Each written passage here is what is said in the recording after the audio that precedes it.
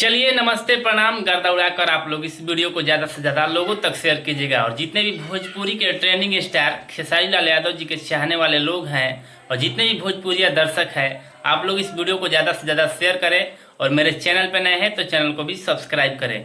देखिए, खेसारी लाल यादव जी का एक बहुत ही प्यारा सॉन्ग आया है जो हमें लगा कि आप लोगों को बताना बेहद जरूरी है। जितने भी भोजपुरी के ट्रेंडिंग स्टार खेसारी लाल यादव जी के चाहने वाले लोग हैं, फैंस लोग हैं, मेगा स्टार के चाहने वाले हैं, तो आप लोग इस वीडियो में लास्ट तक बने रहिएगा और मेरे चैनल पर नए हैं तो चैनल को सब्सक्राइब जरूर कीजिएगा।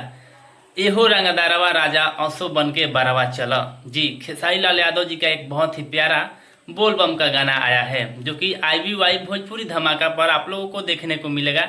और जितने भी लोग अभी तक इस गाना को नहीं सुने हैं तो आप लोग ज़्यादा से ज़्यादा संख्या में जाइए और इस गाना को अपना ढेर सारा प्यार आशीर्वाद दीजिए।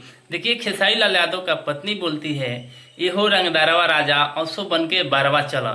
लेकिन खेसारी लाल यादव कुछ इस प्रकार इस वीडियो में आप लोगों को दिखाई नजर देंगे कि हथियार के साथ आप लोगों को वीडियो में दिखाई देंगे खेसारी लाल यादव। और खेसारी लाल यादव इसलिए बोलते हैं कि हम नहीं जाएंगे क्योंकि सरकार का जो नज़र है खेसारी लाल यादव के ऊपर है, क्योंकि खेसारी लाल यादव का जो है मर्डर केस में जो है नाम पड़ चुका है। इसी बीच जो है इस गाना को बनाया गया है, जिस गाना को लिखे हैं कृष्णा बेदर्दी, जिसका म्यूजिक जो है कान्हा सिंह का म्यूजिक बनाया हुआ है। बाकी खेसारी लाल यादव और शिल्पी राज के अंदाज में इस गाना को बहुत ही प्यारा सॉन्ग गाया गया है।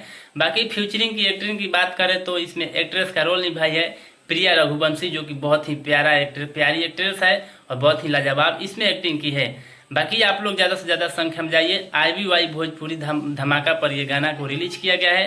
अभी भी इस गाना को बहुत ही रिस्पांस अच्छा खासा मिल रहा है। बाकी आप लोग ज़्यादा से ज़्यादा संख्या में जाइए और इस गाना को ढेर सारा प्यार दीजिए। गाना बहुत ही लाजवाब है, बेहतरीन है।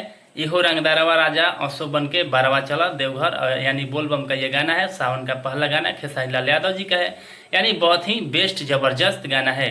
बाकी चलिए फिर मिलेंगे आप लोगों से नेक्स्ट वीडियो के साथ। Thank you, I love you all Bhojpuri fans.